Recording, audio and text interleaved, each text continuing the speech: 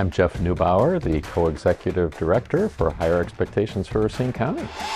50 years ago, right now, 50 years ago, I was walking this hallway getting ready to graduate from Case High School. Jonathan Delagrave, Racine County Executive. I was fortunate enough to graduate from Case High School. I was an extra in the musical Grease.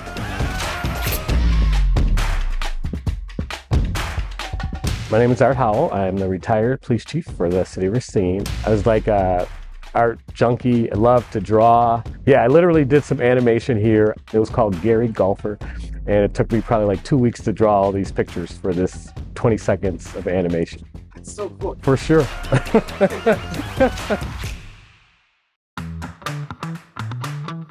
A group of people got together out at Wingspread.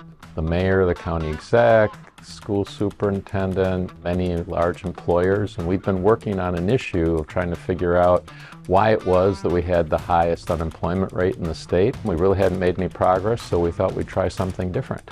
Honestly, it was an aha moment, but from a realization standpoint, it was like, we can actually do this. There's actually a way to solve some of these difficult issues we have in academia here in Racine County, especially again with marginalized populations. For me, like a sense of hope and a sense of there's a solution which hadn't happened before, or which I had not realized before, I should say. The City of Racine Police Department is known nationally for community policing, and part of our success has to do with networking and working with our community partners. And so when I was approached by Jeff Neubauer and his team, it just seemed like a natural fit for me to be at the table to discuss not only how we could make the schools safer, but what else we could do to make the schools more successful.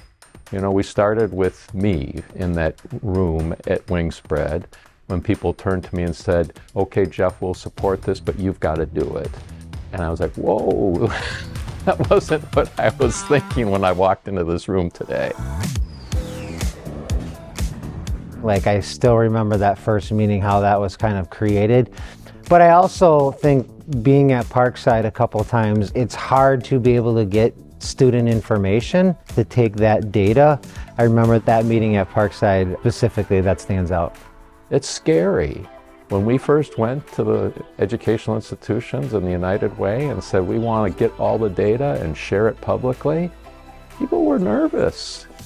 But they persisted, they moved forward, they were courageous.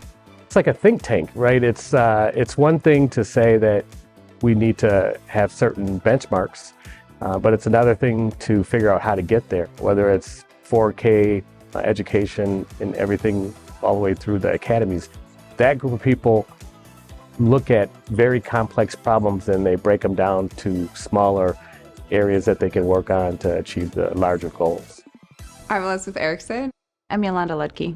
What we're able to do at Higher Expectations is have those innovative ideas, but about our systems and about changing things for our community. And so I think it's really great to think of us as this space of creativity and innovation and collaboration. I think also because we're a neutral facilitator, we don't necessarily have the same stake in the game as, some of the institutions do. They can trust us to be somebody who is really trying to help everybody come together to create solutions for a common goal. I find that the best solutions come out of collaboration. And so whether you're a police chief, superintendent of the schools, business owner, if you come together and sit at the table and discuss the strengths of the community and the areas where improvement is needed, you just have a better opportunity to be successful.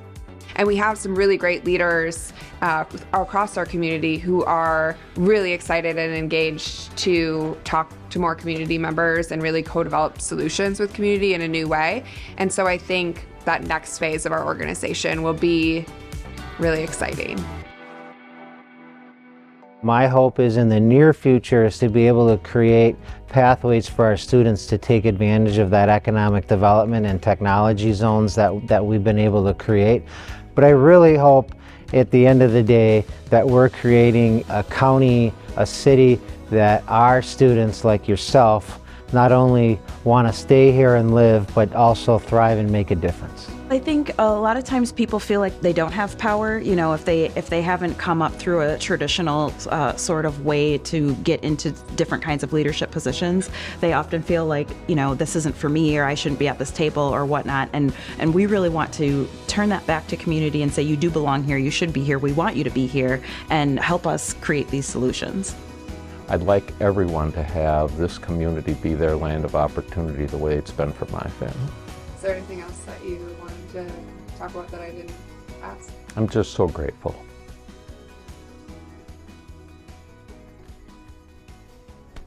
What can I say?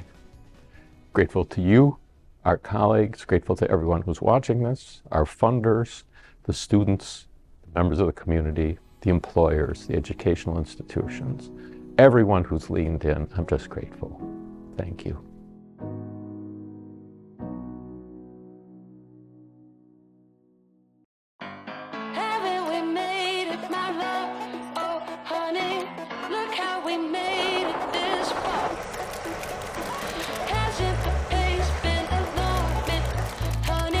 This, yeah, and it records really high end. Yeah. That's actually. I like that.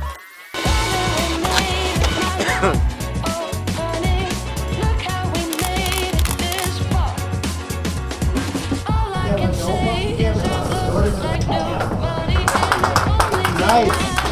You got it.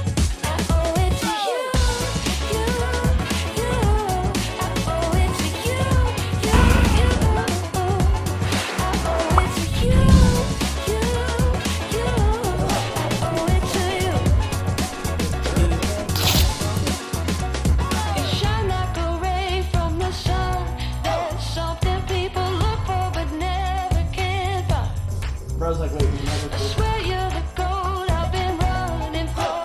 On it like I woke up and won the top, bro. So many days spinning cold and too lonely, sitting all the time living in blue.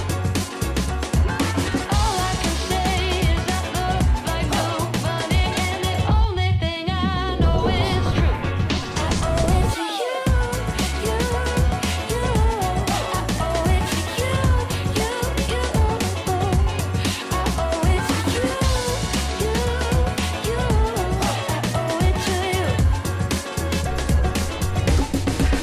Cut. That's a wrap, guys. All right, let's go. Boom, boom, boom. I think that sold it. That was good. Thank you. Thank you.